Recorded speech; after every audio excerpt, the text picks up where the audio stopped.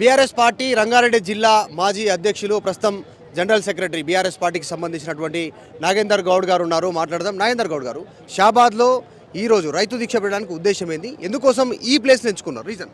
ఇప్పుడు రంగారెడ్డి జిల్లాలో రైతాంగం అంతా కూడా పడుతున్న కష్టాలు, అదేవిధంగా రంగారెడ్డి జిల్లా వికారాబాద్ నుంచి రేవంత్ రెడ్డి గారు ఇది నా జిల్లా అని స్టార్ట్ చేసిండు.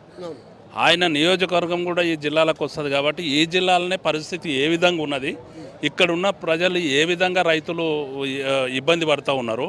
ఈరోజు ముఖ్యంగా ఏదైతే రేవంత్ రెడ్డి గారు ఆ రోజు 6 గ్యారంటీలు ఇచ్చారో, ప్రధానంగా రైతు డిక్లరేషన్ లోపల రైతు రుణమాఫీ అన్నాడు, రైతు భరోసా అన్నాడు, రైతులకు కౌలు రైతులకు ఇస్తాడు, అదేవిధంగా రైతు కూలీలకు ఇస్తాడు. వీటన్నిటిని కూడా విస్మరించాడు.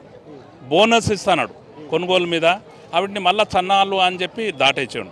ఈ విధంగా అన్నింటినీ కూడా దాటేస్తూ నడుస్తున్న పరిస్థితుల్లో రుణమాఫీ ఒక 40% దాటలేదు ఈరోజు. అదేవిధంగా ఏదైతే రైతు భరోసా అంటున్నాడో దాన్ని 15,000 అని 12,000 అంటున్నాడు. మళ్ళీ కౌలు రైతు గురించి ఎత్తడమే లేదు. రైతు కూలీలకు ఎక్కడ కూడా ఇవ్వలేడు. ఇప్పుడు ఇస్తా అంటున్నాడు కానీ అది కూడా ఎంతవరకు నిజం అంటలే.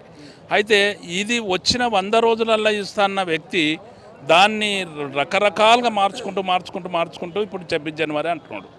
ఒకటే వాళ్ళు అంటున్నారు, మేము రాళ్ళకి ఇచ్చినారు, రప్పలకి ఇచ్చినాం. మేము ధైర్యం ఉంటే బయట పెట్టు. ఎన్ని ఎకరాలకు రాళ్ళకి ఇచ్చినాం, రప్పలకి ఇచ్చినాం, రోడ్లకు ఇచ్చినాం, నీవే విధంగా చేస్తున్నావు, ఏ విధంగా అవుతుంది? ఇప్పుడు గ్రామ సభలు పెట్టి తీసుకుంటా అంటున్నావు. ఏదైతే వ్యవసాయ యోగ్యమైన భూములు అంటున్నావు, ఏ విధంగా ఇస్తావు? యోగ్యమైన భూములకు ఇస్తావా, లేకుంటే ఎంప్లాయీస్కి ఇస్తావా, నాయకులకు ఇస్తావా, బ్రోకర్లకు ఇస్తావా, ఎవరికి ఇస్తావు కూడా ఈరోజు కూడా చెప్పలేని పరిస్థితుల్లో రైతులను మోసం చేస్తున్న రేవంత్ రెడ్డి గారి ప్రభుత్వం ఇక్కడి నుంచే అంతం స్టార్ట్ అవుతుంది. రైతాంగం అంతా కూడా దీక్ష భూని ఇక్కడికి రావడం జరుగుతూ ఉంది. ఈ మోసాల ఫలితంగా ఈ రంగారెడ్డి జిల్లా నుండే కాంగ్రెస్ ప్రభుత్వం అంతం స్టార్ట్ అవుతుంది. కాబట్టి ఇక్కడ నుంచి పెద్ద ఎత్తున కేటీఆర్ గారి నాయకత్వం లోపల ఈరోజు ఇక్కడ రైతు దీక్ష చేపట్టడం జరిగింది. పెద్ద ఎత్తున జిల్లా నుంచి అందరూ కూడా కదిలి వస్తూ ఉన్నారు.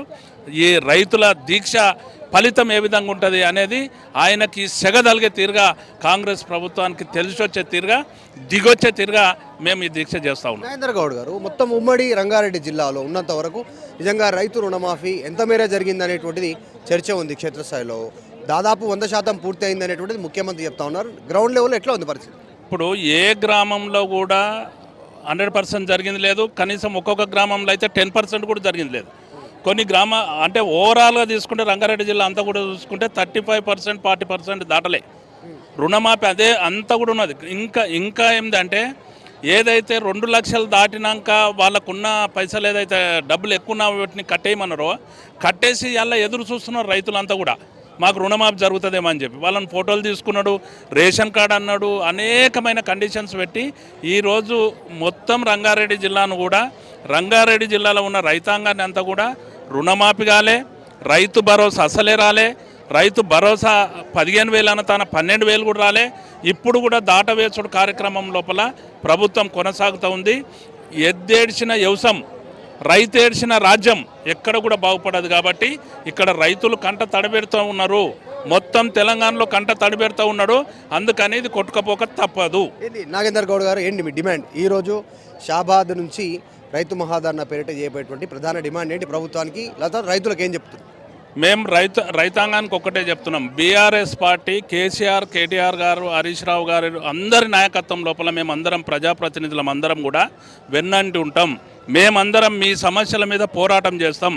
అదేవిధంగా ప్రభుత్వానికి నేను తెలియజేస్తా ఉన్నా, నీవు ఇచ్చిన వాగ్దానాలు ఏవైతే ఉన్నాయో, గ్యారంటీలు ఏవైతే ఉన్నాయో, ప్రజలకు అతి తక్కువ సమయం లోపలనే ఇస్తానని చెప్పినవు, కానీ ఇవి విస్మరించినవు.